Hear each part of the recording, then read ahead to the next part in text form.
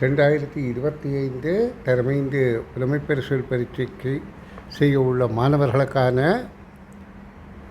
நுண்ணறிவு பயிற்சிகள் 37 நுண்ணறிவு பயிற்சி தாள்களில் முதலாவது பயிற்சித்தாளின் இறுதி வினாவுக்கு மாணவி லிசா தொடர்ச்சியாக விடையளிக்கின்றார்.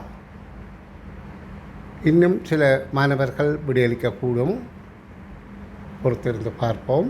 இப்பொழுது நாங்கள் லிசாவின் வினா விடை விளக்கத்தை கேட்போம்.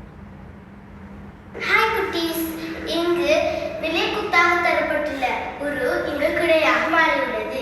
நாம் முதலாவதாக இங்கு காணப்படுகிற வட்டத்தை எடுக்கும்போது இங்கு வட்டம் வடக்கு திசையில் உள்ளது. இங்கு வடக்கு திசையில் உள்ள வட்டம் இங்கு நடுவில் நகர்ந்திருக்கிறது. அடுத்ததாக இந்த செவ்வகத்தை பார்க்கும்போது செவ்வகம் தெற்கு திசையில் உண்டு. இங்கு தெற்கு திசையில் உள்ள செவ்வகம் இங்கு நடுவில், அதாவது கீழே நடுவில் நகர்ந்துள்ளது. அடுத்ததாக நாங்கள் இங்கு இருக்கும் இந்த கேபிட்டல் எம் வடிவை பார்க்கும்போது இங்கு கேபிட்டல் எம் வடிவம் மேற்கு திசை, நடுவில் இருக்கும் கேபிட்டல் எம் வடிவம் இங்கு மேற்கு திசையில் நகர்ந்திருக்கிறது. அடுத்ததாக இங்கே நடுவில் இருக்கும் முக்கோணம் இங்கு கிழக்கு திசையில் நகர்ந்திருக்கிறது. இங்க வந்துட்டு நிலைக்குத்தாக ஒரு உரு தந்துள்ளது. அது கிடையாக மாறும்போது என்ன வருது கேட்டிருக்காங்க. நாங்கள் கிடையாக மாறும்போது என்னன்னா கிடை கோடு வரைஞ்சுக்கணும். கிடை கோடு வரைஞ்சிட்டு முதலாவதாக நாங்கள் எடுத்து முக்கோணத்தை எடுப்போம். முதலாவது முக்கோணம் எடுத்துக்கொள்ள முக்கோணம் வந்து இங்க இருக்கிற முக்கோணம் வந்துட்டு நடுவுல வரணும். அதாவது வடக்கு திசையில் இருக்கிற முக்கோணம் வந்து நடுவுல வரணும். அது இங்கே வரணும்.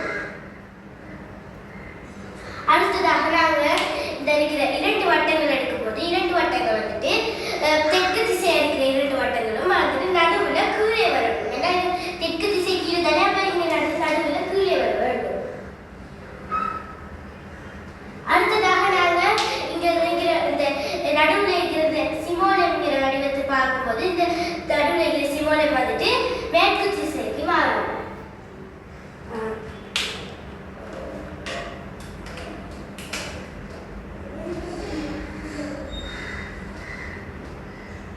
அடுத்ததாக நாங்க இங்க இருக்கிற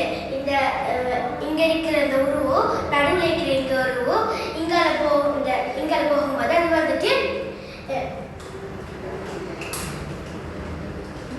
கிழக்கு திசையாக நகர்ந்திருக்கும்.